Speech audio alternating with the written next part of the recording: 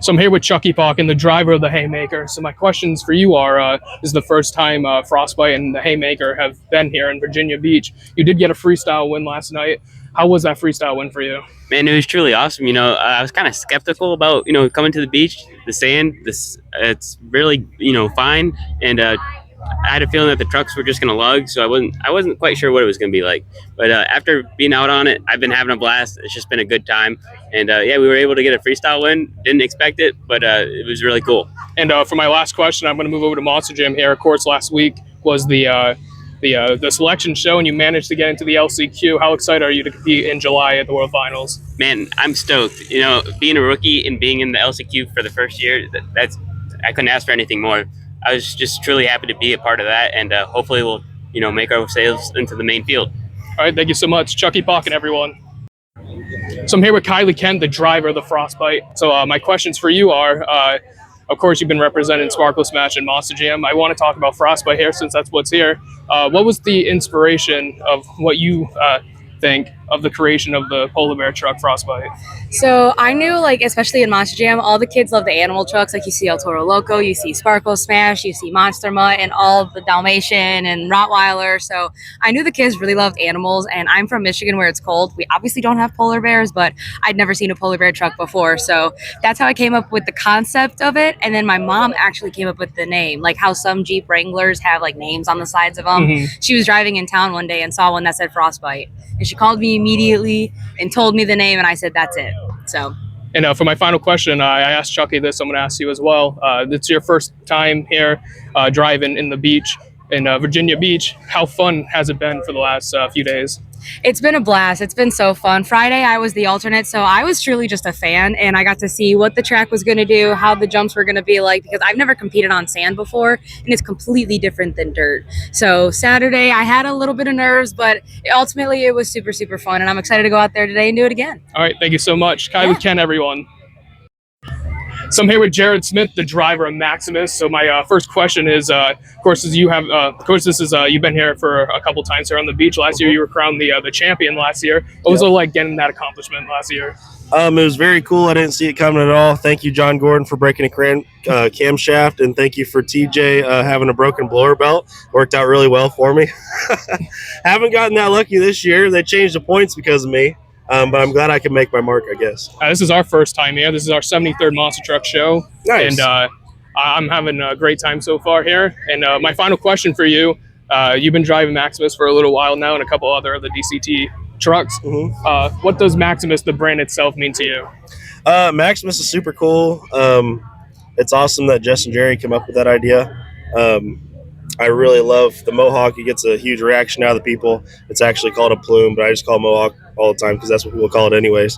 But I really love driving it. I love that I can see absolutely everything out of it, which is kind of the opposite of the Cybertruck. So I'm very appreciative of the opportunity. All right, thank you so much. Yeah, no Jared problem. Smith, everyone. So I'm here with Darren Basil, the driver of Blockhead. So my questions for you are, you got a couple wins so far this weekend. What is it like being able to drive on sand like this? I mean, it's awesome. I mean, it's different because it takes so much more power out of your truck. You got to keep it to the floor most of the time. So it's probably the hardest we run these trucks all year long just because we have to keep them moving on the sand. And for my last question for you, you've been driving for a while now with you and your brother Aaron. And you've been the representative of Blockhead for a while now. When this truck came out, this is our first time seeing it in person. And when it first came out, I absolutely loved the design of this truck. So what is it being able to represent a Lego block truck like this? Man, representing Blockhead is awesome. I mean, I wish I would have come up with this, but Jerry Beck, he came out with this and wanted me to campaign it. I'm super honored to do that. It's a crowd favorite everywhere we go. So we got the crowd behind us, which helps us out in freestyle points and stuff like that, I think. But you know what? We just go out there and throw these blocks as high as we can just because we can. All right, thank you so much. Darren Basil, everyone.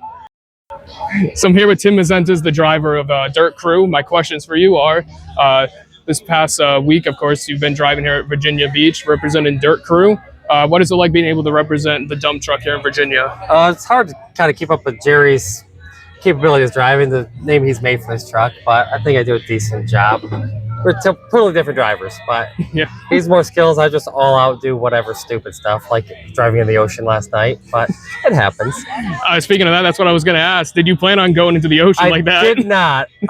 When I did that slap wheel, I just kind of twisted. I felt it twist. I knew I was pointing at the ocean, but I said, screw it. Let's do it. Can't get that wet.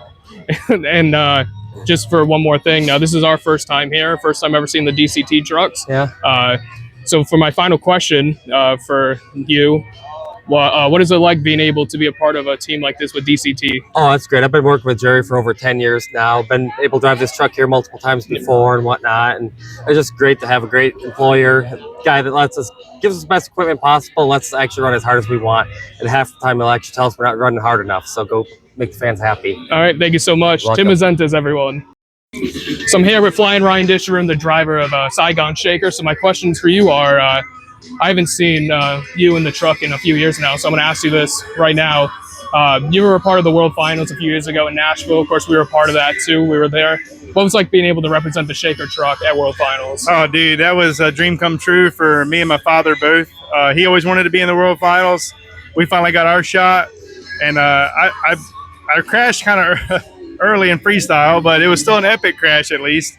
And no, we had a lot of fun, man. It was just cool to be a part of, and a life experience I'll probably never get to do again. So very cool. For my second question, you've represented a lot of different paint schemes for Shaker, the red one, the white, Army, and of course the regular one. Has there been a favorite paint scheme that you used? This one right here, the Army truck, is definitely my favorite. It's my OG, the one we started with, just a little bit of a twist on it. So this original is my favorite. I like the red one for backdraft deal, but this one's my favorite. And for my final question here, I don't know where the points are looking like right now for this show.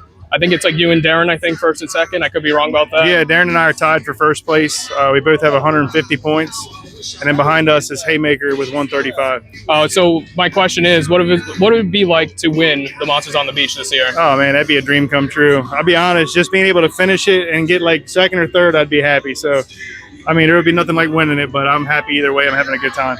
All right, thank you so much. Yeah. Ryan Disherin, everyone. So I'm here with Tim Jones, the driver of Tailgater. So my questions for you are, this is our first time here, first time ever seeing the Tailgater in person, and this is our 73rd show.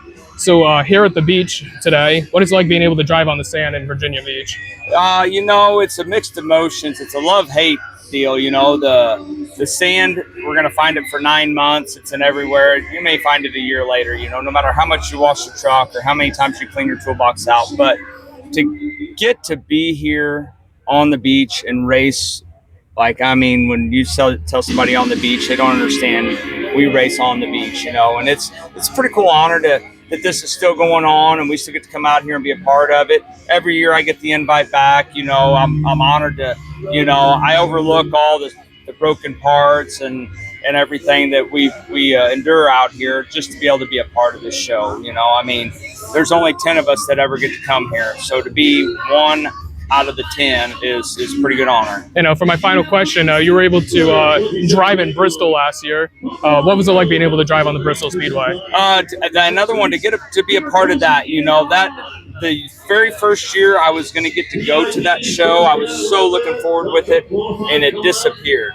And it never come back. And then when I got to go last year and go do that and be a part of that with my son, and to say that we raced at Bristol Motor Speedway, you know, I got to do it. So, I mean, you know, if it never comes back, at least I got to do it. You know, hopefully it comes back again because it is a pretty cool part of history to get to do. There's a few of them, you know, that's just big check marks that I love going to be a part of. That one, Soaring Eagle, you know, being here at the beach. It's a lot of cool shows to be a part of. All right, thank you so much. Tim Jones, everyone. So I'm here with David Tutall for the driver of the Dirt Crew Dozer. So my questions for you are, I'm going to start with this year. You were able to grab the 2026 Toughest Tour Championship. What was it like grabbing that championship? It was a lot of fun. There's a reason they call it the toughest tour. It was a lot of tough, and it's good competition. And it was actually, you know, it was a lot of fun. A little different. Never done it before, so I was excited to do it. And we were able to take home some wins every weekend, which kept us up there and took home the championship. And another thing I want to talk about is World Finals in Salt Lake, or excuse me, not Salt Lake, SoFi. You were able to grab the LCQ win. and managed to go into the World Finals and finish third there. What was it like being able to drive at the World Finals? I mean, that's every kid's dream right there. That's the whole reason you get into monster trucks. That was what it was all about. You know, I had a lot of help, some good guys behind me pushing me, and we were able to go there. And you know, I always say I like to turn my brain off and just drive, and that's what I was able to do there. You know, with everybody's help, they helped me do that, keep me calm, and was able to actually just go out and have some fun. And we ended up winning the LCQ and then going all the way to the semifinals like I did. I just wanted to go to the LA, and I just wanted to win LCQ, and I just wanted to make it one round in racing. That was my goal. So to go past that, you know, to beat Ryan like that, and then to make it all the way to semifinals, racing Bari, my old driver. You know, I was his crew guy for a while, so that was a lot of fun. That one meant a lot to me. And to wrap up the interview, of course, you went from Team Throttle to the DCT Motorsports. What is it like being able to represent the DCT team for the last few years? It's a lot of fun. You know, they're all about having a good time and running trucks hard and making sure that everybody in the seats has a good time. So that's what we're all about. All right, thank you so much. Too Tall David Alford, everybody.